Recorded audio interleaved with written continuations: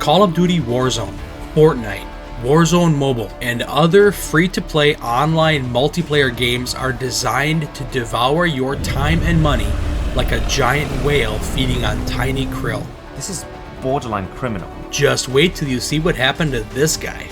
Every day this happens to millions of people around the world, and by the end of this video you're going to know how to avoid becoming dinner for a whale. Companies like Activision and Electronic Arts have huge incentives to keep you playing their games more often and for longer periods of time. The more invested you are in their game, the more likely you are to spend a lot more time and money on things like a battle pass or operator skins or gun blueprints. Why do all my lobbies feel so much harder than yesterday? How did that guy kill me so fast? Why don't I have that gun? Guess I need to buy the battle pass. Every year, more video game companies appear to use a system called engagement optimization to keep you playing longer. Engagement optimization has actually been around for decades in the marketing world. I started my marketing career in 1999, so I know a couple of things about this. Marketing professionals use engagement optimization strategies to keep people on their websites longer and get them more engaged with a company's brand via social media. If you've ever spent more time on a social media platform or website than you planned to, you were probably a victim of engagement optimization and you didn't even know it was happening to you. But engagement optimization can also be used for a more nefarious purpose in online multiplayer gaming. Engagement optimized matchmaking algorithms in games like Call of Duty Warzone 2, for example, could match you with better players so you don't have the most fun or the best experience in the game until you're just about to quit, and then suddenly match you with worse players so you have more fun, you have a better experience, and you decide to keep playing longer. If you're already aware of matchmaking in games like Call of Duty, you might think I'm talking about skill-based matchmaking or SBMM, but I'm not.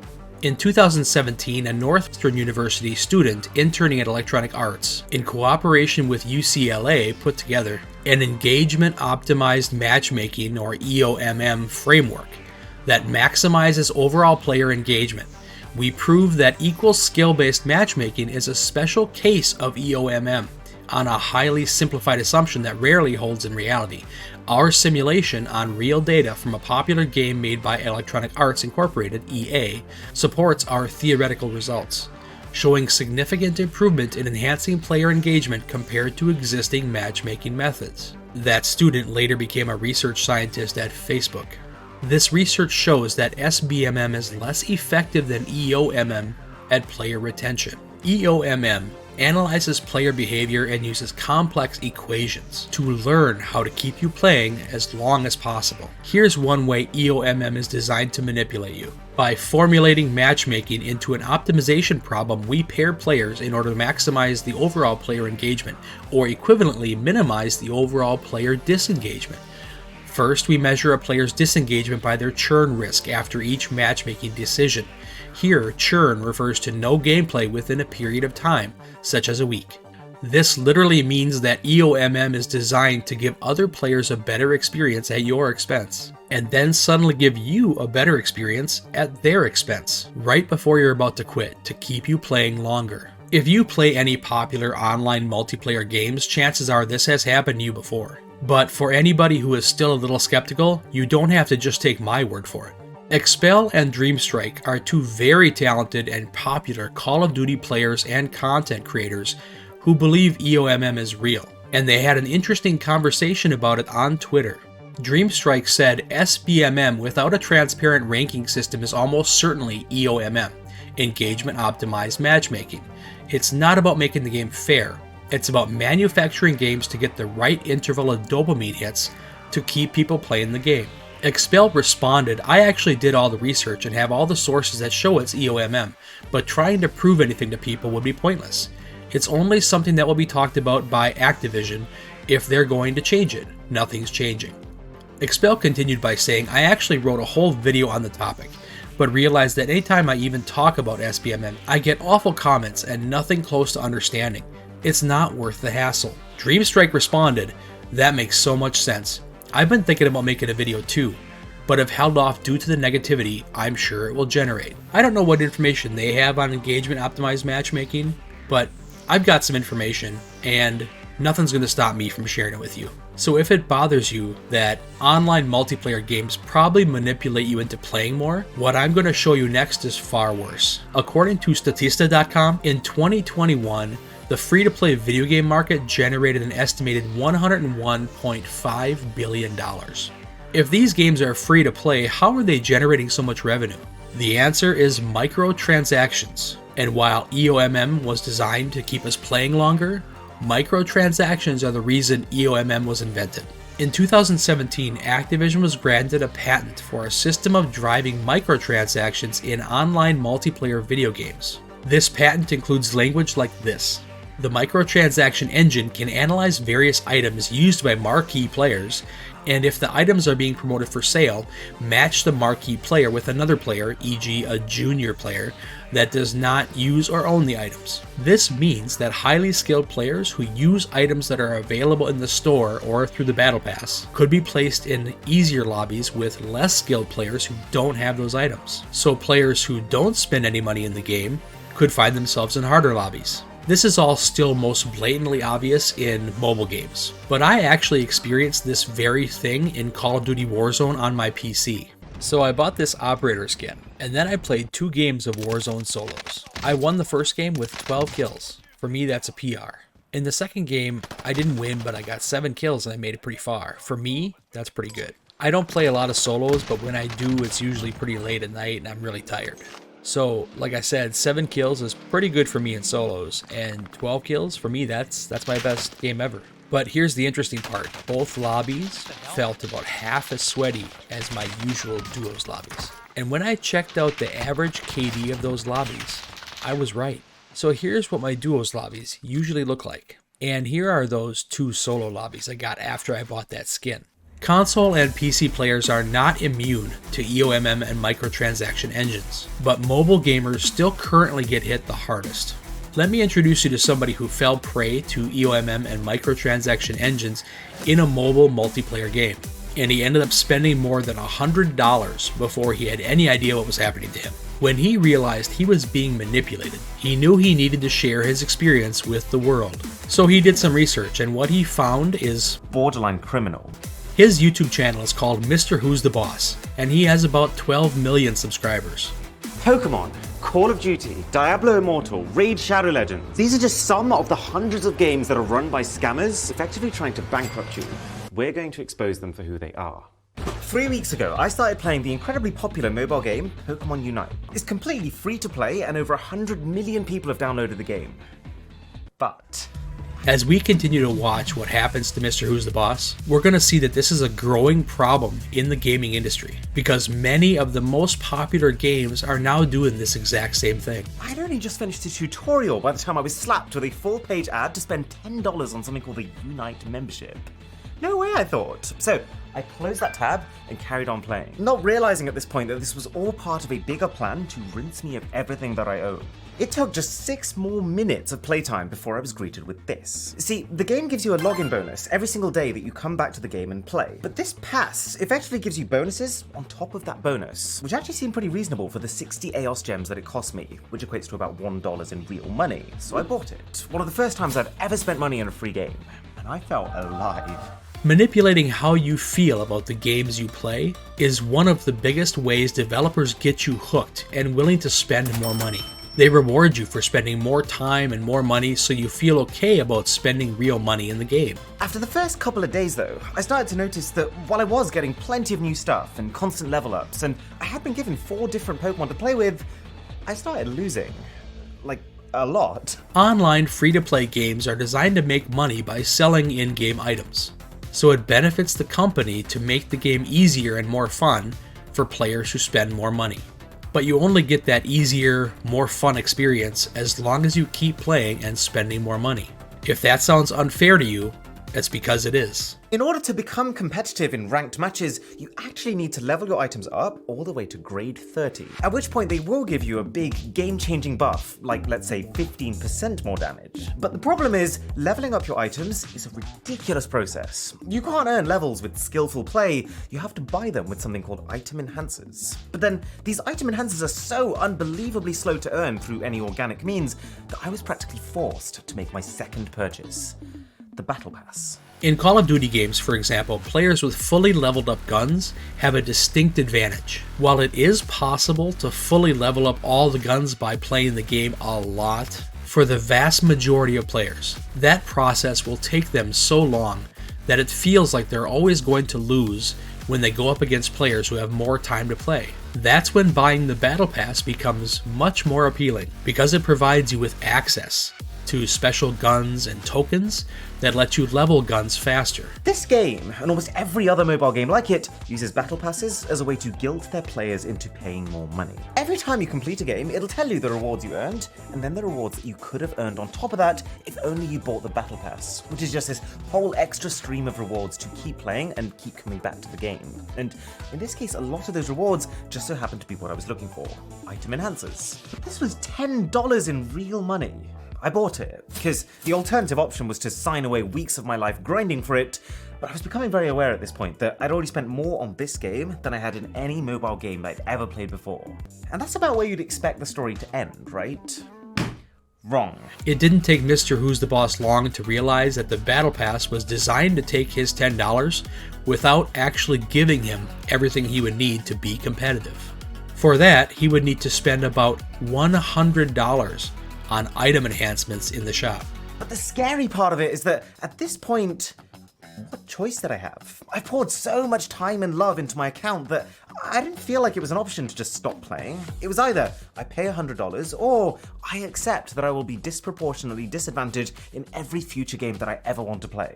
I decided to go for it, which I know is probably the single most pointless purchase I've made in my entire life, but I wanted to give you guys a real experience. I wanted to know and to be able to show you what would happen next. And sure enough, somehow, it managed to get even worse. Because then, only at this point, only $100 into this supposedly free mobile game, did I find out how Pokemon Unite makes its big money. Free-to-play online multiplayer games can use EOMM to get you so invested in the game that you're willing to spend vast amounts of your time and your money to be able to compete with other players in the game. Not to mention that I worked out if I actually wanted to continue to play the game competitively, with full access to all the characters I wanted to use, with a nice selection of outfits for them, and enough energy that I would continue to get rewards for doing so, this game was going to cost me, at the very least, another $1,200 over the next 6 months. So I put the game down, I grabbed my laptop, and I started digging. And this is where I understood just how much I was being and was about to be manipulated, and how widespread these developers, who are effectively scammers, have actually become. So it all starts with the first spend. And this isn't a term that I've invented. This is a term that's actually being used by developers. This is Torolf Jernstrom, CEO of the mobile game company Tribeflame, giving a talk on monetization strategies for mobile games. The first spend, it breaks the ice, then they think of themselves as spenders in the game. It's okay for me to spend in the game. And what he's teaching these other developers is that 98% of players, when they first start playing a free mobile game, will go into it under the premise that they won't be making any in-app purchases. I was one of them. Most likely you're one of them too. But the second that these games can get you to lay down your first dollar, they've effectively broken your barrier. I mean, your willingness to then make further payments will skyrocket. So you need to break the wall first. In hindsight, this must be why Pokemon Unite gave me that super cheap login bonus just 6 minutes after I started playing. They don't care about a dollar, they just wanted to crack me, to turn me from a free player into a spender. And I only realized this after watching this developer talk about it, but the way that the game manipulated me into buying it was through the anchoring technique. By first presenting me with an expensive in-app purchase that they actually knew that I wouldn't buy, that Unite membership, they set my expectations that $10 is about what a set of prizes is worth in this game, which meant that when they then swooped in with that $1 deal to get the login bonus pass, I would have felt foolish for turning it down because of the comparative value. I got played. But I've realized that the reason I cared so much about this purchase, and the reason that so many people pour so much cash into these games, is based on another simple human facet that's being exploited. We like to be better than our peers. It's baked into our very DNA that our survival depends on having a competitive advantage versus the people around us. And so, pit wealthy players against each other at something, allow each of them to be able to pay for that competitive advantage, and the only party that really wins is the game developer who's charging them. In games like Call of Duty Warzone 2, spending money to get access to better guns or faster leveling often seems like the only option for players who can't or don't want to spend the vast amounts of time and energy it takes to become as good as the players who spend the most time in the game. You can see this technique in all the most popular games, like just recently Diablo Immortal, where you will get completely sliced apart by the players who have spent big money, who are called whales in the industry. Mind you, that's the gambling industry we're talking about. It says something about this. If you're trying to be a free player in Diablo Immortal, you're effectively a side character to these whales, and your best chance of winning is just to stick by their side and to support them. And this is by design. It gives that 2% of the player base who is willing to spend thousands of dollars that power trip feeling that keeps them coming back to spend even more. And sadly, even if you'll never be one of these whale players, you're still unknowingly fueling the system. There is evidence this system has already migrated from mobile to console and PC. One example is that the console and PC games Call of Duty Modern Warfare 2 and Warzone 2 share the same user interface and progression system as Warzone Mobile. In all of these games, the whales are the players who spend the most time and or the most money in the game. If you're not a whale, you end up as whale food. This is where a microtransaction engine might come into play to get you to buy the battle pass to level up your guns faster, or maybe to get you to buy a blueprint of the same gun that a whale just killed you with in the game. When you die in a Call of Duty game, for example, the game shows you a kill cam that displays the gun your opponent was using. So you can see that and go to the store and buy that gun for yourself. How many times in one night will a casual player have to die to better players before he decides it's time to go to the store and buy the gun all those better players have been using to kill him all night long? Being able to tear you apart with ease, it makes you the thrill that the whales keep paying for. And this is where I really start to hate this. If it was as simple as you pay a load of money and then you just win from now on, that would be too kind. That would mean that the devs would miss out on making any further money from the whales. So they found a way around that too. What these games do now is, when you pay to make yourself significantly stronger, they'll let you have your first few satisfying wins with noticeably weaker players to stimulate that reward mechanism and for you to associate that purchase with a positive feeling. But once that's over, we'll soon start pitting you against other players who've also spent large sums of money in the game. Thus, always creating this feeling that no matter how much you've already paid, you're always one purchase away from being content, from being better than your peers, but never actually getting there because there will always be people willing to spend even more than you. This is why I felt like no matter how much I was spending in Pokemon Unite, I still kept losing. He's describing EOMM working directly with a microtransaction engine. The game pits him against players who have spent as much as he has, which means they're just as powerful as he is, which makes him want to spend even more on microtransactions. Once he makes a purchase, the game gives him easier lobbies for a little while, but eventually he'll start getting harder opponents again, which makes him want to spend more money, and then the vicious cycle keeps repeating. This is the same thing that seems to happen in Call of Duty games, where getting a little better at the game means you are continuously placed in more and more difficult lobbies. So you're forced to level up more of your guns even higher, or play the game even more to get better. But then that gets you even harder lobbies. So you have to spend even more of your precious time getting better, or leveling more guns. And the vicious cycle keeps repeating. So, I've made my first purchase. I'm already feeling the social pressure of wanting to be better than other people. That's just step one of the hook habit hobby model that's starting to become the playbook for a top grossing game. Because to make the real money off me, they also have to make sure that their game becomes a habit. And according to this guy, the best way to do that is to give me rapid progression to start with, to make sure that the first few levels are incredibly quick, the first few unlocks are incredibly cheap, and the first few enemies incredibly easy. This stimulates the reward centers in players' brains, the same reward centers that give you a rush every time you pass an exam at school, or every time you get a pay rise at work. And it does it in such a way that your brain will start to crave it. That you'll want to play these games as a regular part of your day because the progression you're getting gives you more instant gratification than probably any other part of your life will. And this is why you barely can find a game now that doesn't have a battle pass baked inside of it. It's less about the $10 it might cost you per season, it's more about trying to form a habit inside of you. But it's the hobby part of hook habit hobby that's the most dangerous. It sounds stupid, but at this point in the player journey, most will pay real money to earn even, let's just say, a bonus 10% experience points, and it's all driven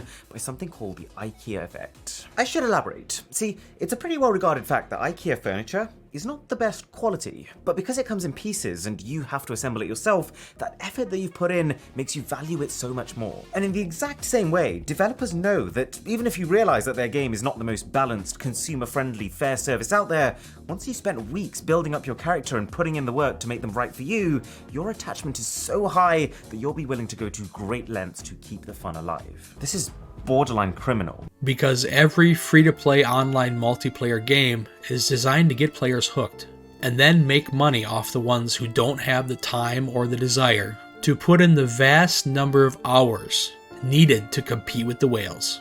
In the worst cases, these players become addicted and spend a lot more money than they could afford.